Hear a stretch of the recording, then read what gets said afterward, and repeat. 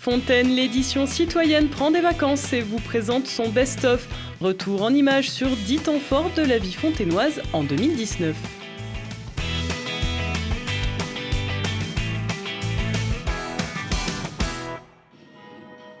Trois ans déjà que l'association Loisirs Pluriels Porte des Alpes s'installait à Fontaine. Elle permet aux enfants de la région, porteurs ou non de handicap, de profiter d'un lieu d'accueil commun. En cette rentrée 2019, la commune qui fournit les locaux adaptés et l'aide financière nécessaire au fonctionnement de l'association signe une nouvelle convention pour les 3 années à venir, marquant ainsi une étape dans cette initiative que tous espèrent toujours plus pérenne. Alors, le centre Loisirs Pluriels est un centre de loisirs qui accueille des enfants en situation de handicap et des enfants sans handicap de 3 à 13 ans. Nous accueillons 24 enfants par jour, dont 12 en situation de handicap. C'est une réelle volonté politique pour nous d'accueillir, de permettre en tout cas à des enfants en situation de handicap d'être accueillis dans des centres de loisirs avec des enfants valides. Ça n'existe pas ailleurs, en tout cas sur le territoire. Parmi les temps forts de ce premier semestre fontainois, impossible de faire l'impasse sur le carnaval. Cette année encore, la fête et le rire ont croisé les clins d'œil à l'actualité pas toujours rose de notre monde. Un défilé réussi grâce aux habitants, mais aussi à tous les acteurs de la ville, MJC, centres sociaux, associations, tous mobilisés depuis plusieurs mois. Au mois de mars, dernier temps d'échange avec la population fontainoise autour de 2 projets pour la ville. La réhabilitation de la maison du temps libre ainsi que la couverture du marché Marcel Cachin, ici exposé par le cabinet d'architectes en charge de cette future construction. Pour l'instant, le projet qui a été choisi par la ville de Fontaine, c'est une structure métallique autour de laquelle les camions vont venir se positionner. Et donc l'idée, ça a été de couvrir à peu près un tiers de la place avec une halle et de créer un ensemble plus attractif et plus dynamique. Et depuis 2015, il y a une orientation de nos élus de dire on se réapproprie, on réinvestit ces secteurs à Alpes-Maille-Cachin.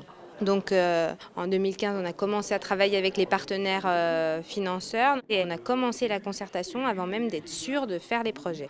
Des travaux qui, selon les accords sur les risques hydrauliques, devraient s'achever début 2020 pour la couverture du marché Cachin, fin 2021 pour la réhabilitation de la maison du temps libre.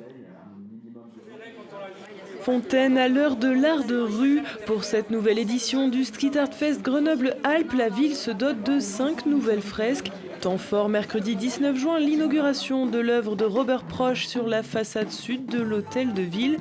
Robert Proch est un artiste polonais qui est un des fers de lance du graffuturisme avec Augustin Coffey. Et donc dans son travail, il va exprimer un petit peu la notion de temps, de déplacement, de mouvement. Et c'est quelque chose qu'on va retrouver graphiquement dans la fresque qui est derrière moi. Le street art, c'est une fenêtre ouverte sur le monde parce qu'on accueille des artistes français mais aussi internationaux. C'est des fenêtres qui viennent donner de la couleur dans la commune. Donc il y a plutôt de très bons retours de la part de la population. Et pour nous, c'est une grande richesse et une grande fierté de collaborer avec le festival.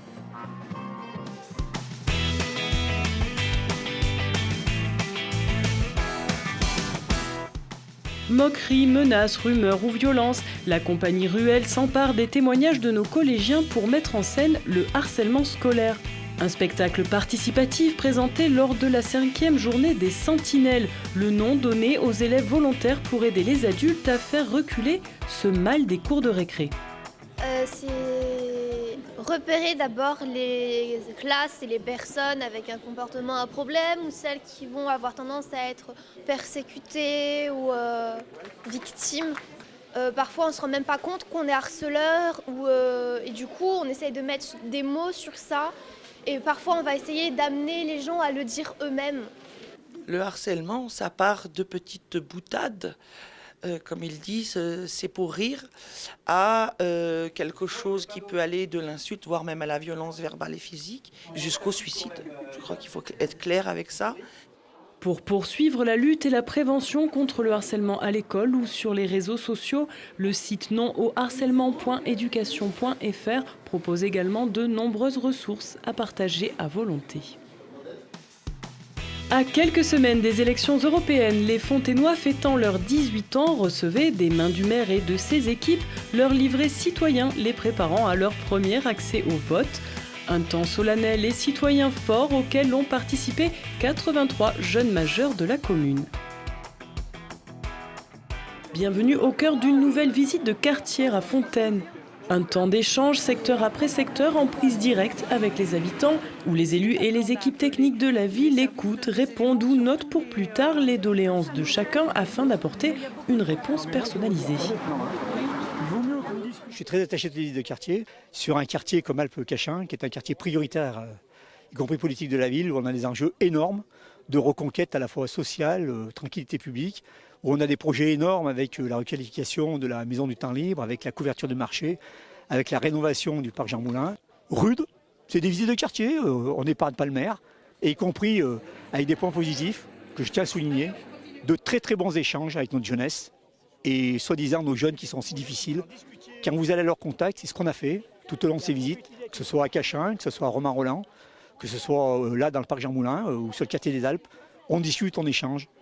Et croyez-moi, ils sont positifs, contrairement à ce qu'on dit.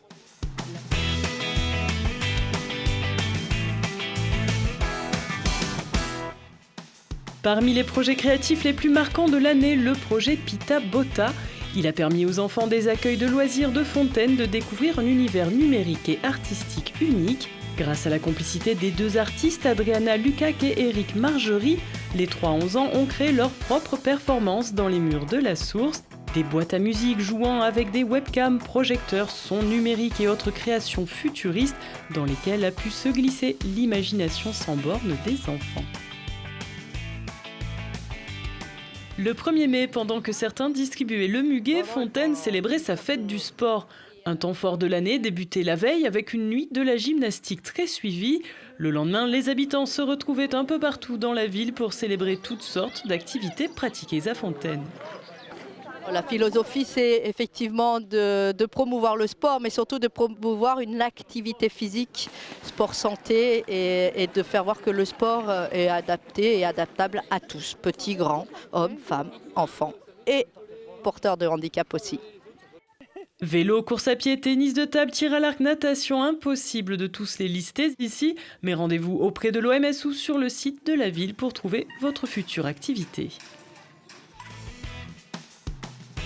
10 ans déjà de forum Je crée ma boîte. Pour cette nouvelle édition accueillie à Fontaine, les futurs créateurs d'entreprises ont pu profiter de rencontres, de conférences et de conseils personnalisés avec de nombreux acteurs, de l'aide au démarrage d'activités à l'hébergement professionnel, des conseils Pôle emploi aux pépinières d'entreprises. Plus d'une centaine de créateurs d'entreprises en herbe sont venus collecter des informations ou présenter leurs projets. Alors mon projet est basé autour de la photographie, donc sur la revalorisation et l'image de soi pour des personnes en situation émotionnelle délicate, comme la maladie, le handicap, la violence. J'en suis plus à la partie financière. Donc j'ai vu ici des organismes qui vont me recontacter et donc le projet devrait aboutir à la rentrée, je pense.